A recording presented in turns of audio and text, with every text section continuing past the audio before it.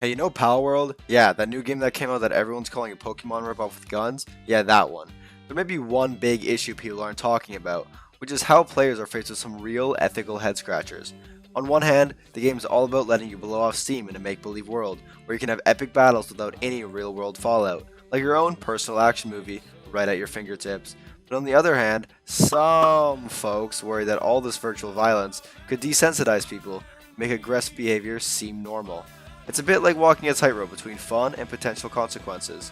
For context, Palworld is a monster catching, survival, and crafting game that incorporates combat, exploration, base building, and multiplayer elements, with an open world inhabited by over 100 different creatures that are called pals. Players capture these pals for battles and various tasks, such as farming, breeding, fighting, and occasional slave work. I mean, 100% OSHA certified paid labor. While some see this as adding depth to the game and encouraging critical thinking, others worry about the ethical implications of exploiting virtual creatures, drawing parallels to real-world debates about animal welfare and resource consumption.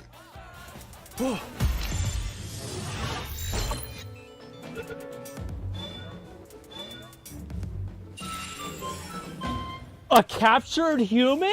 What the fuck? Are you kidding me? Guys, did I just invent slavery? Holy shit! Can I make her do anything for me?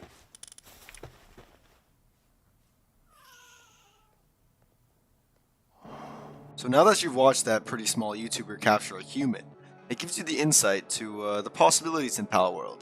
It's like a virtual safari where you can interact with all sorts of fantastical beings. Some players see it as a way to unleash their creativity and explore a whole new world. Now I'm sure if you play this game, your Pokemon fantasies are going to come back into fruition and you're going to capture them all, right? Maybe you might capture too many, but that's no worry. The Meat Cleaver will give you an interesting way to get rid of the excess. Back to the Pokemon analogy, this game is really giving people like me who grew up with OG Pokemon games a similar feeling like we did back when we played. However, we are given the freedom to do much more than we used to in the confinement of those games. It feels like you're even in the TV show, but you're living on your own path. Hell, you can even be Team Rocket if you wanted to and commit crime. Just make sure you get away from those pesky police NPCs. Now let's talk about the ethics of this whole thing. I'm no ethic major, but yet again, there are many others who think that the game hits a bit too close to real-world issues, like poaching and environmental harm. They worry that the game's take on creature poaching can make people less mindful about conservation, as well as the game's portrayal of creature exploitation and consumption raises concerns that might even make players less sensitive to the ethics of using animals and natural resources, and even lead to the desensitization to exploit and consume certain beings. Palworld features combat and competition, engaging for players seeking strategic challenges and action. However, the portrayal of violence raises these ethical considerations, especially for the diverse age range of the gaming audience. This prompts discussions about the balance between engaging gameplay and responsible content portrayal. In my opinion, I don't really mind the whole premise of the game. Video games are video games, and I don't really believe they make school shooters, or slave masters in this case. I say let the players be free with no scrutiny, just don't get too weird with it, okay guys? However, I get where people are coming from if they're massive animal lovers, peace workers, and I guess vegans or Joe Biden lovers. And I don't doubt the news headlines about this game are going to come out scrutinizing it for its lack of empathy. I mean, how will it not? It reached a peak of 1.2 million players straight out of the launch on the Steam charts. There's always going to be haters for this sort of stuff, but I know that I'm going to be making the best use out of my pals anyways. Now I looked into what you guys are saying in the community, and it seems like you guys are loving the gore. Sniper Hare said, "We just need them to add options for the animals to eat each other, gore, and the ability to skin and create PAL-specific clothing options. I want a Firefox coat." It seems like the current gore is not enough for him and he just wants more. Another user states how he loves that he can beat cats with clubs and use sheep as meat shields, and have small furry animals work on his mines and fields, and that he can arm those little things with a military-grade arsenal of automatic weapons. Seems like everyone is just tickling their fantasies in this game despite the ethics of it.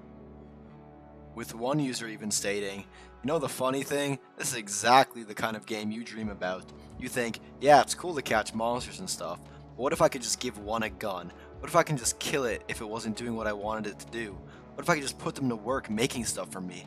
Then years and years later, we get Palworld. I'm telling you now, it's gonna win awards. You can even capture people. It's so darn fun and addictive. I'm loving it.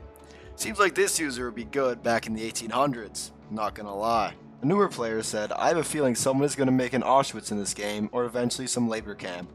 A more vet type player said, what do you mean, half the player base is making nothing but labor camps, and going off the public server I was on, most people didn't even feed their workers. Another user replied, that's a part of the appeal, right? So it looks like users are just trying to go freak mode on this game and let out their dirty desires. Slavery is in, folks, gotta traffic them all. Another user battles the ethics committee by stating some pretty factual stuff. Soon as things get popular, One user battles the ethics committee by saying some pretty factual stuff. Soon as things get popular, the cancel culture folk try to grab 5 minutes of fame by finding excuses why it's immoral. Fighting monsters, capturing them, training them, making them fight each other, hunting them, none of these concepts are new to games. The claims Palworld is worse than Monster Rancher, Pokemon, Digimon, Ark, Monster Hunter, and a dozen other games where you make monsters beat the tar out of each other for money, hunt them, or tame them for work is just silly. And I agree with this user. The people that are going to go after this game really have no basis, as every other game is kind of like it. Unless they just want the whole world against them and go after every game, then that's their own problem. Now these ethical dilemmas in Palworld really make you stop and think about how we interact with virtual worlds, and how they might shape our views in the real world. It's all about having an open conversation and reflecting on the moral side of gaming.